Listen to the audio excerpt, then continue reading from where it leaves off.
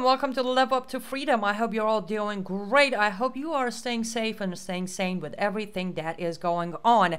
I am extremely excited because I do have a very special guest with me today. He is a first-timer here on Lindell TV, but I have known him for many years and we have worked together for a good 6, 7, possibly 8 years. He is Michael Cutler.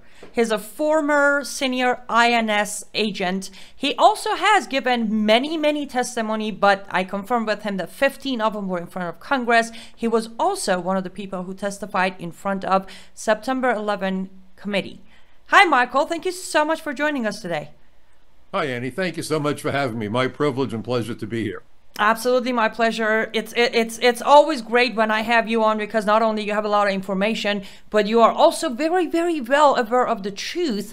But let me not go there. Let's do this since you're a first timer here on Lindell TV. Why don't you take a moment or two and tell my audience about yourself before we dive into the discussion? Sure, absolutely. Well, first of all, I have to start out by saying I'm a native New Yorker, grew up and went to school in Brooklyn, went to Brooklyn College. You can't be more Brooklyn than that. I'm a registered Democrat. The Democrats, however, have not become, are no longer Democrats. They've morphed into something ugly and dangerous. I spent 30 years with the former INS. I held a number of positions. I was an immigration inspector at Kennedy Airport, did that for 4 years. I was an adjudications officer, did those marriage interviews you've seen on TV for about a year. Spent 26 years as a special agent, rotated through every squad within the investigations branch. I was the first INS agent assigned to the Unified Intelligence Division of DEA, the Drug Enforcement Administration. And then the final 10 years of my career, I was promoted to senior special agent and assigned to the Organized Crime Drug Enforcement Task Force. Did my first congressional hearing May 20th, 1997. And the topic was immigration fraud and visa fraud because of the 93 terror attacks carried out at the CIA and the first World Trade Center bombing, and went on to testify before numerous other hearings in the wake of 9/11 in an effort to prevent future attacks. I've investigated and arrested terrorists, drug dealers, fugitives, worked with Al D'Amato to redo the immigration law to make unlawful reentry by criminal aliens a 20-year felony. So what I will tell you is going to be based on fact and clearly facts that you can substantiate. Absolutely. Well, I want to say this on myself, on behalf of our audience. Thank you for your service. And thank you for continuing to inform us, because a lot of people, you know, they take the retirement, they find a very quiet corner and just leave life, but you decided not to do that. You continued fighting for us. So for that, we are grateful. Let's start here. Between August and September of 2021, Biden administration aside, it's a whole different show that we can do about how miserable they executed the plan of withdrawing from Afghanistan. That's beside the point. But more than 60,000 people who claim to be Afghans were loaded into planes and just dropped off in America. Year later, we don't know who they are, we don't know where they are, we know a bunch of them have ties to terrorism. As an expert in immigration, terrorism, smuggling terrorists into America, what are your thoughts on that move? Well, it keeps me awake at night. I mean, there's no other way of putting it. I lived through 9/11. I don't know if you remember, but I testified at the hearing because 2 dead terrorists 6 months after 9/11, Mohammed Atta and Marwan al-Shehhi, were discovered to have been granted permission to go to flight school 6 months after the attacks. When I got the phone call, I had just had a nasty meeting with my then Congressman, Anthony Weiner, and I got a phone call from Sheila Jackson Lee. Believe it or not, her counsel said, "Do you know that 2 of the dead terrorists just got permission to go to flight school?" I was so rattled, I almost hit the tree in front of my house. I testified at that hearing. It's still in the permanent library from C-SPAN. But the point of the matter is that the 9/11 Commission made a clear determination that everyone needs to focus on. 9/11 and other terror attacks were only possible because of multiple failures of the immigration system. Failures that have not been addressed, and failures that are now being ignored completely by the current administration. And in fact, I would go so far as to say that whatever the 9/11 Commission said we must do, they're not doing. Whatever they said we must not do, they are doing. It's almost as though this administration is attempting to get the MVP award from terrorists and drug cartels. I don't know any other way of explaining it to you. I was going to ask you, now you're an expert on immigration based on years of your activities and being right in the middle of it. I somewhat understand the immigration for being the immigrant who came to this country before all of this started, while the immigration laws were still proper and enforced in the right way. And sometimes I look at them like, it feels like they are learning from what they did that caused September 11 to recreate it over and over and over. It almost feels that way. And I want to be clear, because this is, again, the language being used by the mainstream media. You're defined as being anti-immigrant if you suggest that we have a secure border and we know who we're letting into the country. Think about that. That's not anti-immigrant. I'm first-generation American. My mom came here ahead of the Holocaust. I was named for my mother's mother, who died in Poland because we're Jews. The last thing I would do is enforce laws that discriminated against anybody for any reason. In fact, if you go to Title 8, United States Code Section 1182, Title 8, United States Code Section 1182, it enumerates the categories of aliens that are to be kept out of the country. Not a word about race, religion, or ethnicity. It's aliens who have dangerous communicable diseases. Think COVID. Now we can think about monkeypox. Aliens who have severe mental illness, criminals, terrorists, spies, human rights violators, war criminals, fugitives from justice, human traffickers, drug smugglers, and then we get to aliens who, if they work, would displace American workers and drive down wages. Who in their right mind would not want to enforce those laws that seek to protect national security, public safety, public health, and the jobs and wages of Americans? And I'll tell you who will. People that profit by an open border. Immigration has become a delivery system. And what it delivers is an unlimited supply of cheap exploitable labor, and not just the illegals, the high-tech visas, computer programmers, biological technicians, and something right down the whole list. Aliens who are tourists and foreign students. And the biggie, clients for immigration law firms, and now it seems clients for non-government organizations, the NGOs who are providing housing for millions of illegal aliens. In some case, in one case reported on by Judicial Watch, a $500 million plus contract given to a company with no competition shortly after a former Biden employee went to work for them. So this is a massive delivery system that's undermining our safety, and no one is being held accountable. Is that not frightening? For me, it absolutely is. I guess the question is, what's taking people so long to come to realize what they're doing through immigration? And I use the air quote because, again, you said you're the first generation. I am an immigrant myself. Right. To call an immigrant who is grateful and has done everything in her power to be as American as possible, to call her an anti-immigrant is definitely language control. But and using the word immigrant rather than alien. You know, the term alien is not a pejorative. It simply means any person not a citizen or national of the United States. Where's the insult? The problem is that con artists use sleight of language just like magicians use sleight of hand to confound and confuse people about the issues. By the way, the border wall that we've heard so much about, and this may shock your audience, it is not designed to stop a single person from entering the United States of America. You didn't mishear me, and I haven't lost my mind yet. It's only designed to funnel everyone through ports of entry. The ports of entry are not blocked by the border wall. The border wall is designed to have an immigration system that is effectively able to screen the people coming in. When you go to a baseball park or you go to a football stadium, you go through a gate in order to have access to your seat. Going through a port of entry is no different from going through a gate in order to get into the baseball park, or no different than going through those cattle runs at the airport to be checked by TSA before you get on an airplane. And, you know, I've rhetorically asked, would you get on a plane if you saw people sneaking past TSA?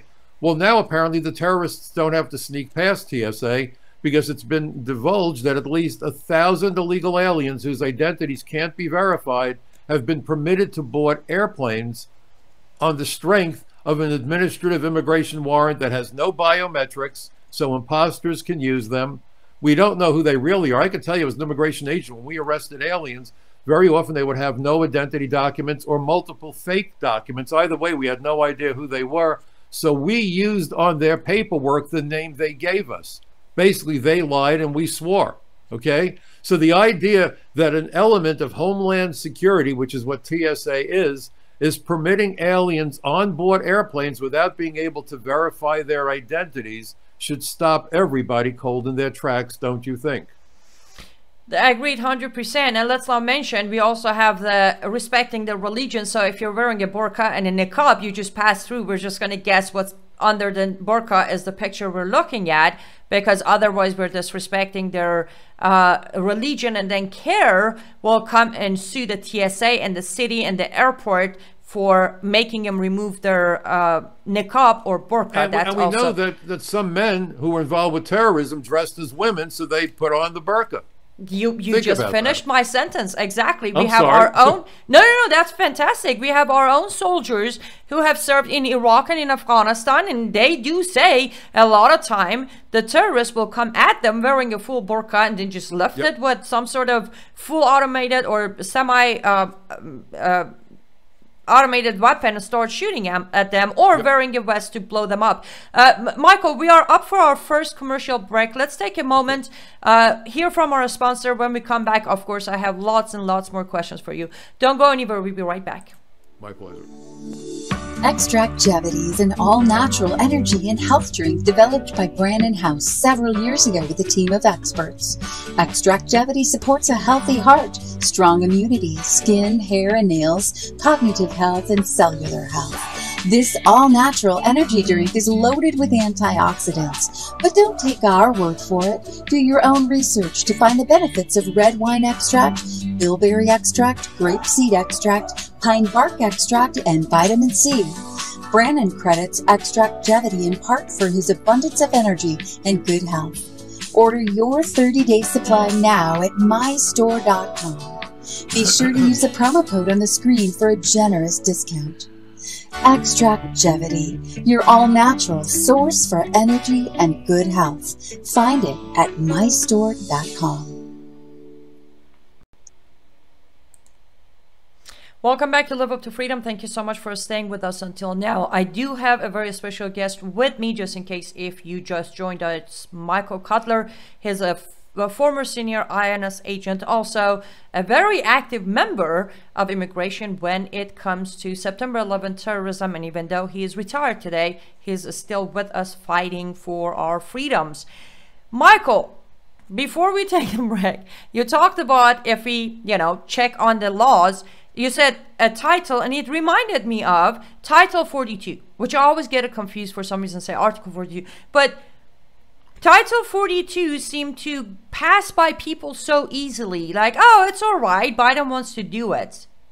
Why are people okay? Like, even if you just simply, you don't have to be a pro. You Google Title 42, it literally flat out says, open the border. Not that it's closed right now, but pretty much let people in hundreds, tens of thousands of people. Title 42 is a prohibition against the entry of aliens with a dangerous communicable disease. This goes back to Title 11, Section 1182 that I talked about under Title 8. So they have taken away a protection that's supposed to keep people with dangerous diseases from entering the United States. By the way, we just had the first case of polio in New York in nearly a decade. And according to the reports, it's believed that the person who came down with polio had been given the oral vaccine, which they no longer give because it uses live virus. So if we're not careful who we let into the United States, bad things are going to happen. Everybody is familiar with the process. Think about it. If you live in a house, you have a front door with a peephole, a doorbell, and a lock. Why? So that strangers knock on the door, you look through the peephole, you make a decision whether it's safe to let the person in, and then if you determine it's safe, you do. If you determine that it's not safe, you leave your door closed. I made the point shortly after 9/11 when I spoke to a group at a synagogue.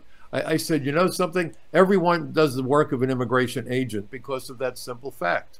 And in fact, when I helped Arizona over SB 1070, I provided them with a major deposition that became part of their legal framework for their defense when they went to the Supreme Court. I described the first 4 years of my career with the old INS, the time that I was an inspector at Kennedy Airport, as the time that I had my eye to the peephole on America's front door. So the idea that you're somehow anti-immigrant if you want to make certain you're not letting in criminals or terrorists or fugitives is kind of like saying that you're anti-social or you hate people if you ask people to knock on the door before you unlock the door to let them in. In their world, I guess you're supposed to take the door off its hinges. I mean, think about this. Well, but here's the question. I'm sorry to interrupt, but in their world, if, let's say, you want to go to Islamic Republic of Iran right now, Afghanistan, Pakistan, even Syria, Qatar, any of them, World Cup coming up in November in Qatar, anybody who's planning to go and watch any of the game, they have to apply for visa, they have to sign paperwork that they will follow the Islamic law of the land while there. They have to sign documentation as far as they're going to leave the country. Their own countries, they have tight laws. They don't accept immigrants. When was the last time you heard Iran is accepting immigrants, or Saudi Arabia or Qatar or Syria or Kuwait or Afghanistan, Pakistan, all of them? Never. No, so they are hypocrites. You're completely right, but understand the problem. The U.S. Chamber of Commerce, the American Immigration Lawyers Association, these various non-government organizations, they all want a massive flood of humanity entering the United States because they're profiting off of it. It's causing a loss of wages. Alan Greenspan testified for Chuck Schumer April 30th, 2009. I happened to catch the hearing just by coincidence, and I saw it live, and I was smoldering after the hearing.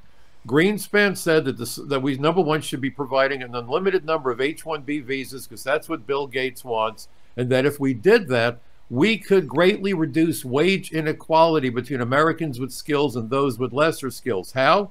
Because if you stop shielding American workers from foreign competition, which is what our laws do right now, that's why the politicians, Republicans and Democrats alike, have said, oh, we have to modernize the immigration laws. What do they want to do? Eliminate the shielding. And he said, once you do that, you lower their wage, and then you reduce wage inequality between Americans with skills and those with lesser skills. He actually called American high-tech middle-class workers the privileged elite. This is about money and power, and they don't care about the consequences for America or Americans. But that's the question.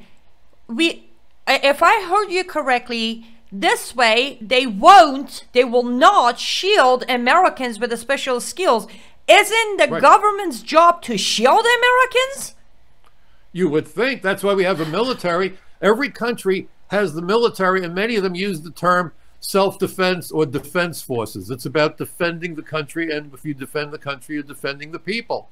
These politicians, bribed through campaign contributions, are attempting to take down the shields at a very dangerous time. Look at the drug trade. By the way, with all the mass shootings, all we hear about are the guns. You know what I would like to know?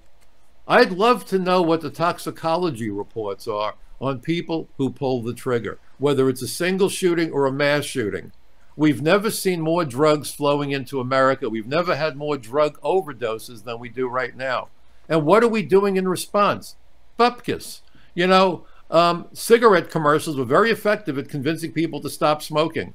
I haven't seen a single commercial to convince people to not use drugs. In New York City, believe it or not, there are posters on the subways telling people how to safely use heroin and crack and other dangerous and illegal drugs.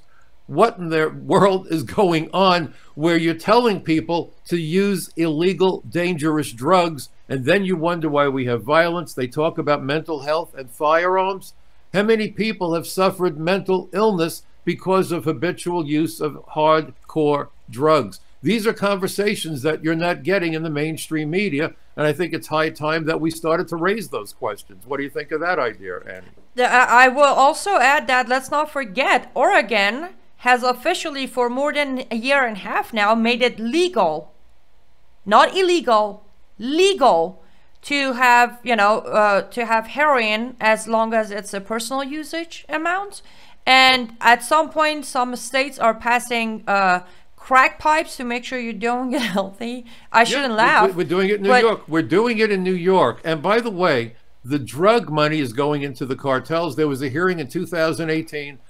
Iran, through Hezbollah, working throughout Latin America. We always think Hezbollah, Middle East. Latin America, working with human traffickers and drug smugglers to flood people and narcotics into the United States. to fund Iranian terrorism around the world and to embed sleeper agents in the United States. Think about that. There is nothing that we are doing as a country that's in the best interest of America or Americans. And I'd love to see a so-called journalist stand up at the White House and ask a simple question. How are these policies in the best interest of the average American family? Simple I promise question. you, if they would let me go in there, I would ask that question. But you close this segment of our show fantastically and perfectly. Let's take our second break. Hear from Mike Lindell about his brand new product, My Coffee. We're going to be right back. Don't go anywhere. Hello, I'm Mike Lindell, and I'm excited to announce my new product, My Coffee. I get products all the time from entrepreneurs for my new platform, mystore.com. And when I tried My Coffee for the first time, I was blown away. It is the best coffee I've ever had in my life. I spent the last 4 months doing my due diligence, and this family-owned business micromanages every step from the fields to the cup to ensure the best quality coffee you're ever going to have. It starts with the beans that are grown in Honduras. Honduras's volcanic soil and humid climate make the perfect growing conditions for coffee plants, which produce the best beans ever. Then each batch is tested for its aroma, taste, and other aspects to meet the highest standards in the coffee industry. And after that, it goes into production, which is all done right here in the USA. It's like you're getting that small batch specialty coffee, but delivered right to your front door. So go to mystore.com or call the number on your screen. Use the promo code and you'll get your very own My Coffee for 25% off. You guys all know that I've traveled the country for the past year and a half. I've stayed in hundreds of hotels. I've tried every coffee out there. Well, some of the coffees have that terrible aftertaste, some that leave me jittery, or I get an upset stomach. Well, My Coffee is different. It's the richest, smoothest, best coffee I've ever had. My Coffee comes in a variety of flavors. You get them ground or whole bean. Plus, it's certified organic and non-GMO. I guarantee it'll be the best coffee you've ever had. So go to mystore.com or call the number on your screen. Use your promo code and you'll get My Coffee for 25% off. And I'm going to give you deep discounts on all my store products. That's mystore.com. It's my new platform for USA entrepreneurs. Please order now. Welcome back to Live Up to Freedom. Thank you so much for staying with us until now. Yes, go to mystore.com, grab yourself some My Coffee, use promo code AC21 to get 25% discount. Also, while there, don't forget to grab yourself some Extractivity by Brandon House using the same promo code. You'll be supporting Mike Lindell, Lindell TV, Brandon House, and this broadcast specifically. I will stop right there because I do have a very special and important guest with me, Michael Cutler, and we are on the last part of this episode. So, Michael, we gotta have you back because there's so much more to say, and my show is only like 30 minutes. But I want to make sure to cover one more thing before we finish up today. Sure. Comprehensive immigration reform.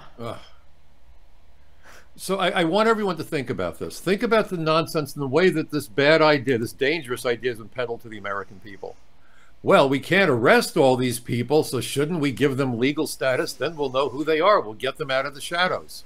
The only people who will come out of the shadows know that their fingerprints won't show up as fugitives, criminals, terrorists, and so forth. And by the way, when they talk about the terror watch list and 53 or whatever the number is have been caught on the border, most terrorists aren't in any watch list. Sleeper agents aren't known to anybody, and that's why they call them sleeper agents. I'm glad they got the 53. By the way, most were then released by this administration. I want that explained. But beyond that, we don't know who we're dealing with. So the idea that we're going to give legal status to people because they're here and we can't find them, look, we know that the terrorists use the immigration system to change their identities and to embed themselves. Let me read something to you. This comes from the 9/11 Commission staff report on terrorist travel. This is the report that was written by the federal agents and lawyers assigned to the 9/11 Commission. It was printed by the government printing office. This is an official report. It's a companion to the 9/11 Commission report. It says this: terrorists in the 1990s, as well as the September 11th hijackers, needed to find a way to stay in or embed themselves in the United States if their operational plans would come to fruition. As already discussed, this could be accomplished legally by marrying an American citizen, achieving temporary worker status. That's what DACA was, by the way, temporary worker status, or applying for asylum after entering. In many cases, the act of filing for an immigration benefit sufficed to permit the alien to remain in the country until the petition was adjudicated. Terrorists were free to conduct surveillance, coordinate operations, obtain and receive funding, go to school and learn English, make contacts in the United States, acquire necessary materials, and execute an attack. This is the 9/11 Commission staff report. The people coming across the border are being given an opportunity to apply for political asylum when we know they're not going to get asylum. This nonsense that they come from poverty means they're going to get asylum is a lie. That would be an economic refugee, and there is no such thing. Half the world lives below the poverty line. The only basis for political asylum is that because of your race, religion, ethnicity, tribal affiliation, political orientation, or sexual orientation, you face persecution or worse in your home country. That's reasonable. People who come here from other countries and are living in poverty or fearful of violence better stay out of American big cities, by the way, if they're fearful of violence, but they don't qualify. Most of them, over 90%, will not qualify. But by flooding the system with all these applications, the system is overwhelmed. There is no way to screen the good applications from the bad applications. And look at what that said. The act of filing for asylum enabled them to remain in the country. What Biden has done by crushing the immigration system is to overwhelm the entire system, not just from Mexico. Realize we have a Canadian border, we have 95,000 miles of coastline, people are coming through international airports. We have no idea who they are, we have no idea where they're headed. And by the way, Mayorkas recently made a statement that caused me to almost fall out of my chair. He said that when people lie on applications for citizenship, a tactic used by terrorists, by the way, because once you get U.S. citizenship, you can have an American passport plus their original passport. With two passports, you alternate as you travel, you cover your tracks. Think about that. He said, even when we find that people lie on their applications for citizenship, we will take absolutely no action against them. They deserve the protection of the American government because they are now Americans. But if they're Americans and became Americans by lying about material facts, it was ill-gotten. But Mayorkas doesn't care. So you add that to what we've been discussing throughout the program, the fact that we have so many people in our country and they want to give them legal status without the ability to do a single interview or conduct a field investigation. And here's the real kicker. And this isn't like the question, what was the color of George Washington's white horse? If we legalize 25 million illegal aliens, how many green cards do we wind up issuing? Well, most people would say 25 million. But what's left out is they will immediately have an absolute right to bring in all of their minor children and their spouses. So let's say if on average, and this is from all over the world, including countries that sponsor terrorism. So if on average, each legalized alien petitions for 4 children, let's say, folks, we're looking at an influx of 100 million children who will immediately have to go to school. And the Congressional Budget Office did a study back in 2006 and found that it costs 20 to 40% more to educate kids who can't speak, read, or write English. We have a drought right now in the West. I did a little bit of research. The average human being requires close to 100 gallons of water per day for sanitation, for cooking, and for drinking. Biden has let in at least 3 million illegal aliens. 3 million times 100 gallons per day at a time when half the country is in a drought. All I want to know is where is the good news for the average American? Every person who comes here has an environmental impact. I wrote an article for Front Page Magazine. I've been writing for them since 2014. Please check my articles out there. And I said that before we talk immigration, we need an environmental impact study. What do you think of that suggestion? I think a lot of people who are involved with Green Movement would love that. I hate to do this, but we are absolutely out of time. So tell my audience where they find you, and I promise my audience that I will bring you back so we can discuss this further. Where do we go to find you, follow you, and support you? Sure. My favorite website, michaelcutler.net, C-U-T-L-E-R. I have a blog talk radio show Friday nights, the Michael Cutler Hour, blog talk radio, 7 p.m. East Coast time.